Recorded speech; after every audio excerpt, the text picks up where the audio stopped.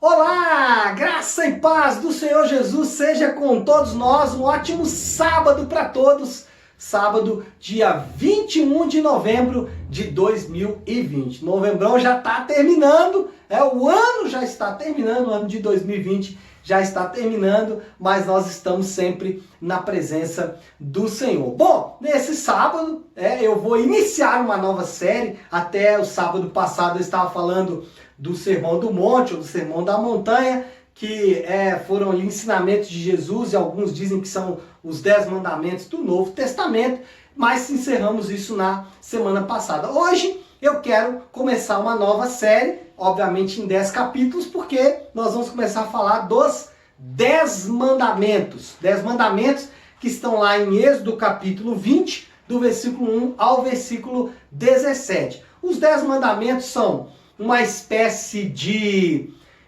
resumo das leis de Deus, dado ao povo de Israel, mas que continuam valendo para nós como igreja. Na verdade, estão mais atuais do que nós podemos imaginar. E o primeiro mandamento, lembrando que os mandamentos, os 10, são divididos em duas categorias: os mandamentos que nós chamamos de horizontais, aliás, horizontais não, verticais, que são do homem para Deus, e os horizontais, que é homem para homem. Os 4 primeiros são relacionados a Deus, os 6 últimos são relacionados ao homem. Por isso Jesus disse, resume os mandamentos, ele resumiu: amarás ao Senhor teu Deus e amarás ao teu próximo, que são vertical e horizontal. Mas o primeiro mandamento é: não terá outros deuses diante de mim. Um mandamento bem claro, bem específico, porém com diversas implicações. Deixe-me só ler o texto aqui de Êxodo, no capítulo 20, como eu disse,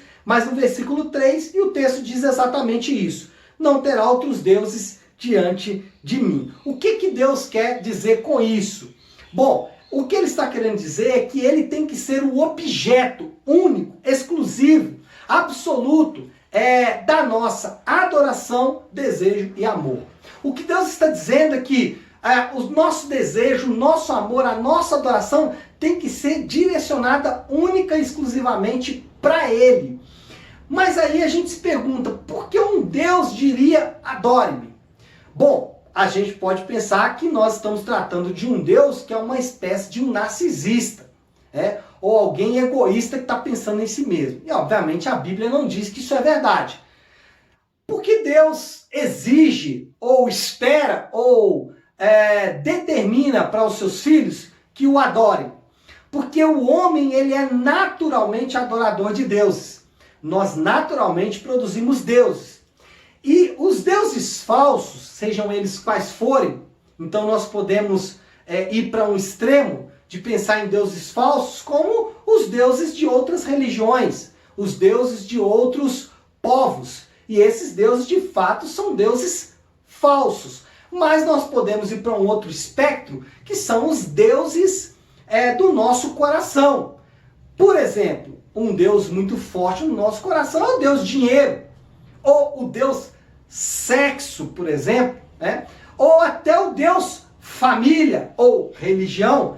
Percebe que mesmo sendo coisas boas, quando a nossa adoração, o nosso desejo, o nosso amor estão nestas coisas, essas coisas vão nos dominar. E o pior, essas coisas não vão entregar o que prometeram.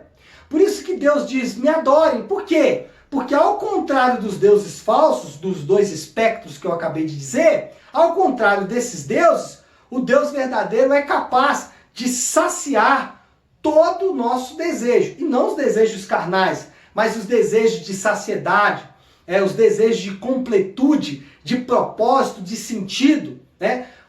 Qual é o problema aqui? É que nós colocamos propósito, sentido de vida em coisas, e não no Criador dessas coisas. E quando o nosso propósito de vida, sentido, significado de vida está nessas coisas, fatalmente nós vamos nos ver abandonados, nós vamos nos ver órfãos desses deuses que são deuses falsos. Por isso devemos adorar o Deus verdadeiro. Não temos o direito de inventar deuses que são a parte da Escritura.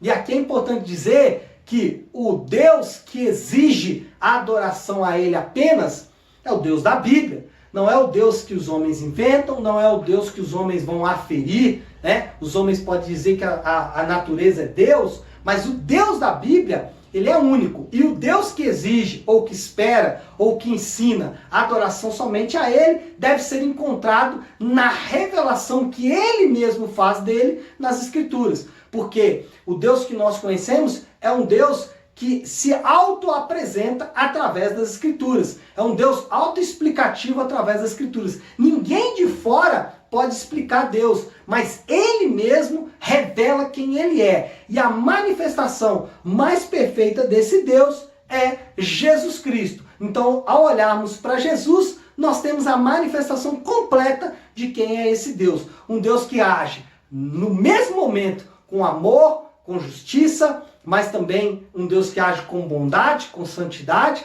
Essa é a pessoa de Jesus e é o Deus que nós encontramos na Bíblia. Portanto, não temos direito de inventar deuses e ao adorarmos os deuses que o nosso coração próprio produz, nós vamos fatalmente nos decepcionar, porque os deuses falsos não cumprem o que prometem. Por isso Deus diz, me adore, mas não porque ele é um narcisista, mas sim porque ao adorarmos o Deus verdadeiro, encontraremos significado, completude, encontraremos sentido e propósito para as nossas próprias vidas. Então é isso, pessoal. Um ótimo sábado para todos. Deus abençoe. Fiquem com Deus.